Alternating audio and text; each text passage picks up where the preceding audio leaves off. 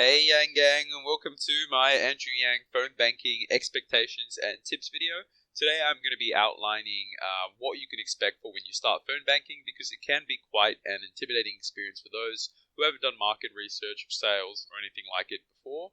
And I'm also going to be going through the best tips and things you can do to improve your phone banking experience and make the most of your time. So without further ado, we'll get right into it. Before I start this, I'll just tell you actually a bit about myself. I have over 2 years experience working in market research, so conducting outbound surveys. I'm really good. I've done it. Yeah, I've done it professionally, so I'm pretty good at it.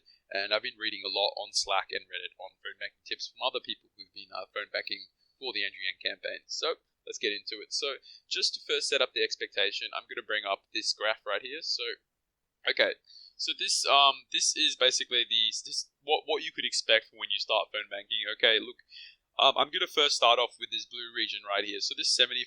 So when let's say you make 100 calls, out of 100 calls, 75 of those calls are going to be a quick hang up. So if you've done any phone banking, you'll have a calls connected indicator on the screen. 75 of those calls will you won't really be able to talk to the person, and that's just the brutal facts of it. And when I say a quick hang up, that could be either an answering machine, that could be them picking up and quickly hanging up the phone because they realize you're not someone they know or want to talk to, or that could also just be you introducing yourself and then them without saying their name, or even them quickly saying we're not interested or saying who they are, hanging up. It's 75%. 3 out of 4 of the calls you're just not going to be able to convince the person to talk to you, and that's just the way it is, unfortunately.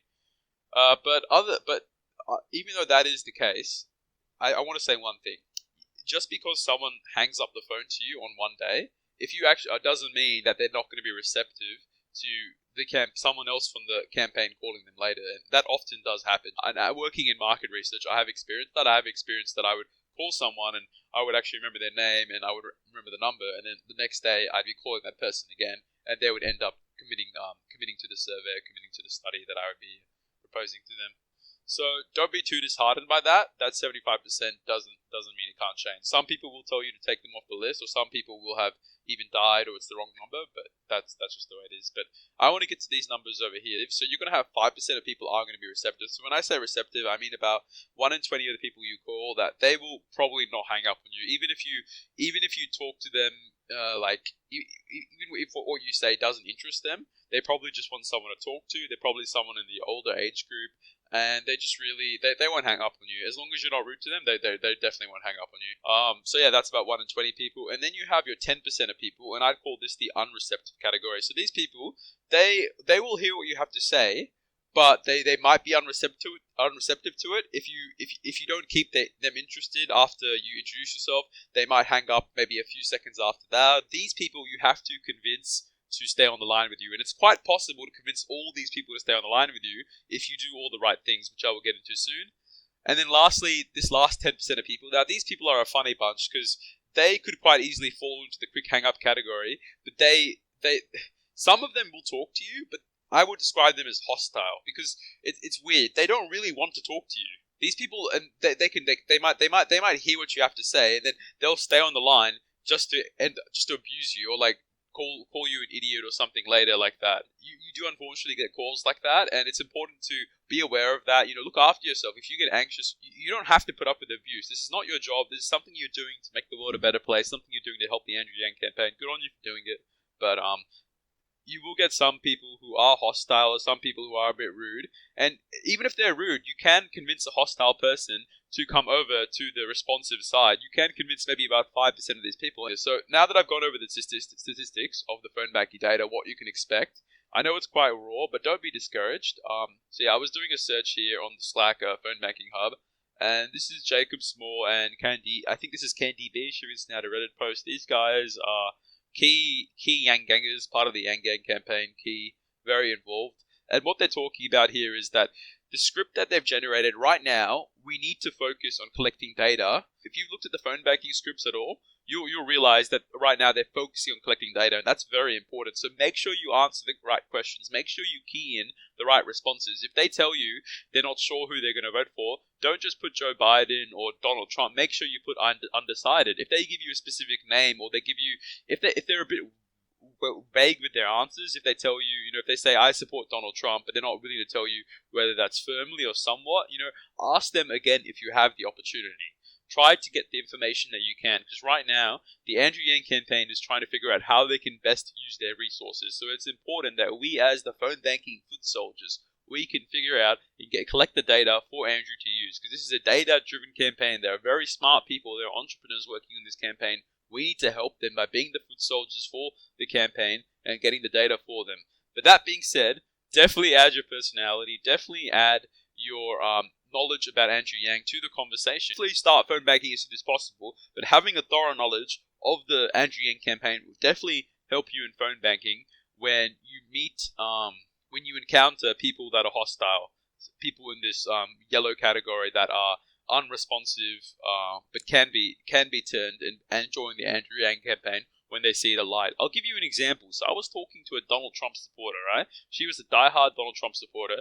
She did not want to vote for any Democrat because she was worried about the Democrats taking their guns away. Okay, that's a stereotype, but that is a concern that I understand many Donald Trump supporters would have. And what I had to convince her about Andrew Yang, tell her that Andrew Yang's buyback scheme was opt-in, that it wasn't a forceful scheme, and I had to inform her and advise her that Andrew Yang's policy about personalized guns. And after I told her about that, she was much more receptive to hearing what Andrew Yang had to say, and she came from someone who was literally about to hang up the phone and say, I'm not voting for any Democrat, I'm sorry for your time, because I don't want my guns taken away, to someone who said at the end of the call, thanks for calling me, I'll keep an eye out for him. You can do that as well if you have the facts, if you know about Andrew Yang's campaign, if you keep up with the news. I hope I've set a good expectation of what you need to do, what you expect, and what we're trying to do right now at the early campaign. I'm now going to move on to best tips and tricks that you can do to improve your phone banking, what you need. So, firstly, the basics, okay? You're not going to get anywhere without the basics. It's really important that when you're phone banking, that you are confident, okay? You need to talk to the person in an upbeat, clear voice, an excited manner. It's important to use good English. Most of the people you'll be calling will speak English. There will be a small percentage of people who answer the phone with bueno, which is really funny for me to hear as an Aussie. I just love it. But so if you can speak Spanish, that will definitely help Andrew Yang as well. If you can speak Spanish and English, but most people you are speaking to will be in English. Have an upbeat, confident personality. Try to talk fast, but don't talk too fast. The thing is, you want to talk just a bit faster than the person you're talking to, because that way they will sense that you respect their time. You're talking fast to them. You're urgent. You're getting the message across, but you're talking slow enough that they understand you because you're talking just slightly faster than them. Try to be just even though you're presenting an enthusiastic energy, it's always important to gauge the situation. Every person is different. What you can try to do is try to relate the issue to them. I saw someone gave a good tip on Slack. I'll see if I can find it here. Shout out to this international Yanga.